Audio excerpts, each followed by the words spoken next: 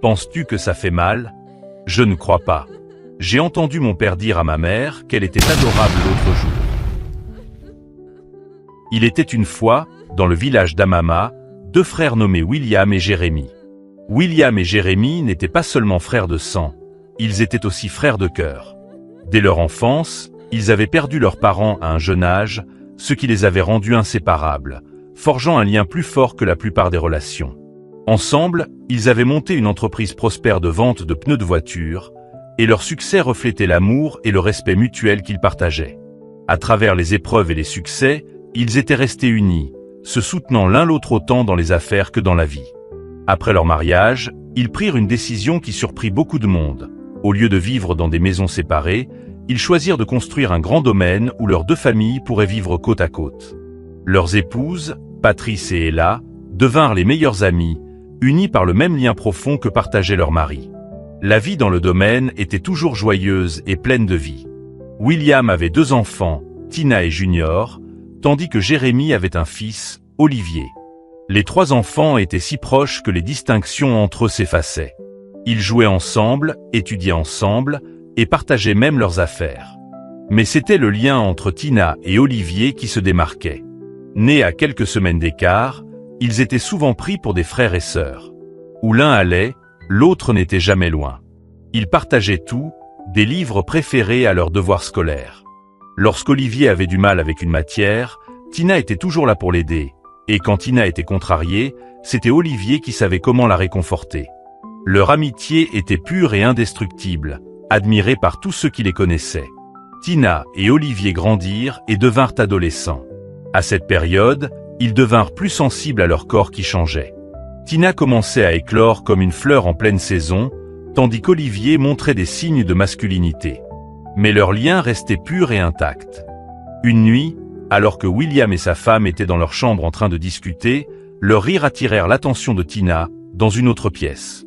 Curieuse de savoir pourquoi ses parents riaient et faisaient des bruits étranges chaque soir, Tina s'approcha discrètement de la porte de leur chambre et l'entrouvrit pour voir ce qui se passait à l'intérieur. Elle vit alors ses parents en train de faire quelque chose d'étrange l'un avec l'autre. La scène était étrange, mais ce qui la troubla le plus, ce furent les bruits qu'ils faisaient. Tina n'avait jamais vu une chose pareille auparavant, et son esprit d'adolescente était curieux de comprendre ce qu'ils faisaient et pourquoi ils faisaient ces bruits. Le lendemain, Tina, qui ne pouvait pas oublier ce qu'elle avait vu, en parla à Olivier. Elle lui raconta ce que ses parents faisaient dans leur chambre la nuit précédente. « Oh, ça, c'est des trucs d'adultes, » répondit Olivier. « Vraiment? Tu savais ça avant ?» demanda Tina, surprise. « Oui, Tina. J'ai déjà vu mes parents faire ça, et je l'ai aussi vu sur Internet, » répondit Olivier. « Montre-moi, » dit Tina. « Te montrer quoi, Tina ? Ce sont des choses pour adultes, » répondit Olivier. « Mais toi, tu l'as regardé, pourquoi je ne peux pas aussi le regarder ? Nous avons le même âge, » répliqua Tina. Tina insista pendant plusieurs jours pour qu'Olivier lui montre les vidéos pour adultes qu'il avait vues sur son téléphone, mais Olivier refusa au début. Un jour, alors que les adultes étaient absents de la maison, Tina entra dans la chambre d'Olivier. « Olivier, il n'y a personne à la maison. Tu dois me montrer ce que tu as vu sur ton téléphone. Je n'arrive pas à sortir cette image de ma tête, » dit-elle. « Je ne pense pas que ce soit une bonne idée, Tina. Quand j'ai regardé, ça m'a donné des sensations étranges dans tout mon corps que je ne pouvais pas expliquer. Donc, je pense qu'on ne devrait pas regarder, » répondit Olivier en essayant de raisonner Tina. Mais Tina n'en démordait pas. Elle avait vu quelque chose qu'elle n'était pas censée voir à son âge, et cela lui semblait comme avoir franchi une ligne invisible. Après beaucoup d'insistance de la part de Tina, Olivier finit par céder. Il sortit son téléphone et montra la vidéo à Tina. Au début, les deux étaient mal à l'aise en regardant, car les actes dans la vidéo étaient étranges et étrangers, et les bruits que faisaient les acteurs étaient tout aussi étranges. Mais ils ne pouvaient pas détourner les yeux de l'écran. Quelque chose en eux commençait à changer. Leur innocence, ce lien pur qui les unissait, était mis à l'épreuve. Alors qu'ils regardaient la vidéo, Madame Patrice, la mère d'Olivier, rentra à la maison. « Olivier, as-tu lavé les assiettes que je t'ai demandé de laver ?» appela-t-elle depuis le salon. Oui, maman, répondit Olivier. Tina et Olivier furent choqués d'entendre une voix d'adulte dans la maison. Olivier fit discrètement sortir Tina de sa chambre par la porte de derrière. Ils avaient l'impression que quelque chose n'allait pas dans ce qu'ils faisaient, car Tina n'avait jamais eu besoin de se faufiler hors de la maison auparavant.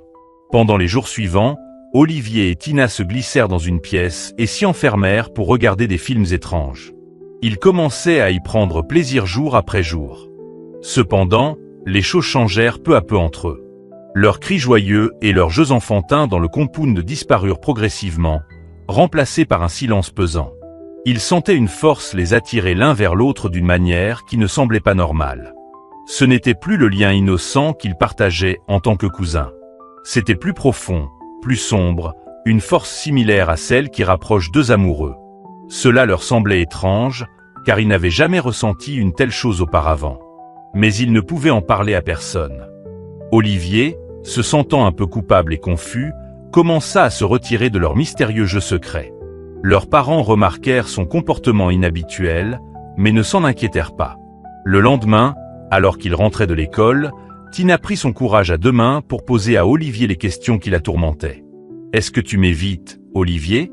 Tu agis de façon froide avec moi ces derniers temps ?» demanda Tina, inquiète. « Non, Tina, je ne t'évite pas. Je ne suis juste pas sûr de moi, » répondit Olivier. « Que veux-tu dire par « pas sûr de toi » insista Tina. « Depuis que nous avons regardé cette vidéo ensemble, j'ai des pensées étranges à ton sujet, » avoua Olivier. « Des pensées étranges ?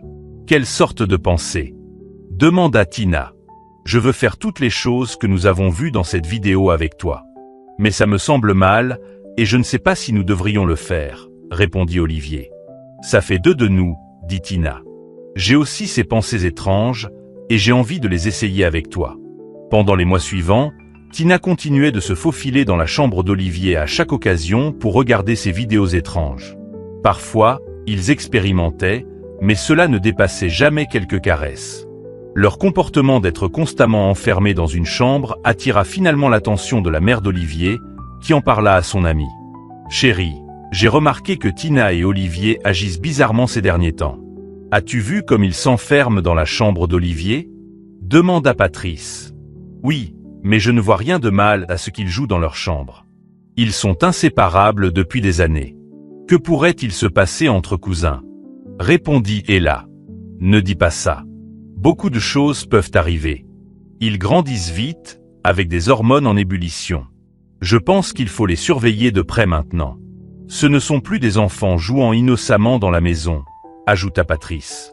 Ella, bien qu'hésitante, accepta finalement. Les deux mères décidèrent de surveiller attentivement Tina et Olivier. Un après-midi, alors que la maison était calme, les pères étant au travail et les mères parties au marché, Tina se glissa dans la chambre d'Olivier pour continuer l'épisode du film étrange qu'il regardait. Après quelques minutes, Olivier proposa qu'ils mettent en pratique ce qu'ils avaient vu. Tina, impatiente, accepta immédiatement. Ce qu'ils ignoraient, c'est que leur mère était revenue plus tôt que prévu, avec l'intention de surveiller leurs activités. Juste au moment où Tina et Olivier s'apprêtaient à commettre l'irréparable, leur mère fit irruption dans la chambre avec fracas. « Arrêtez !» crièrent-elles. Tina et Olivier étaient assis sur le lit, figés de stupeur. Ils avaient été pris sur le fait, et leur petit secret venait d'être dévoilé. « Que se passe-t-il ici ?» demanda la mère de Tina, l'effroi et la stupéfaction visibles sur son visage. « Vous êtes cousins, c'est interdit. Vous êtes bien trop jeunes pour vous livrer à ce genre d'acte. » ajouta-t-elle. Madame Patrice, toujours sous le choc de la scène qu'elle venait de découvrir, s'exclama. « Mais comment ? Comment avez-vous appris ce genre de choses ?» Les enfants restèrent assis sur le lit, honteux de ce qu'ils avaient fait pendant des mois. Ils réalisèrent enfin que ce qu'ils s'apprêtaient à faire était mauvais à tous points de vue. Leurs mères leur demandèrent de se rhabiller, puis les emmenèrent au salon.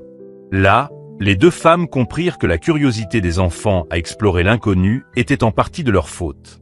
Elles n'avaient pas été assez discrètes dans la maison, oubliant qu'elles avaient des enfants en pleine croissance, capables de voir et d'entendre certaines choses. Je ne sais pas ce que vous avez vu ou entendu, mais je dois vous dire une chose, vous ne pouvez jamais refaire ça. Les membres d'une même famille ne doivent pas faire ce que vous étiez sur le point de faire, expliqua Madame Patrice. Les deux femmes conseillèrent alors leurs enfants, leur expliquant l'importance d'attendre le bon moment pour certaines choses. Elles s'excusèrent également d'avoir échoué à protéger leur innocence en tant que parents. Ce soir-là, lorsque M. William rentra du travail, sa femme lui raconta tout ce qui s'était passé. Il fut profondément choqué.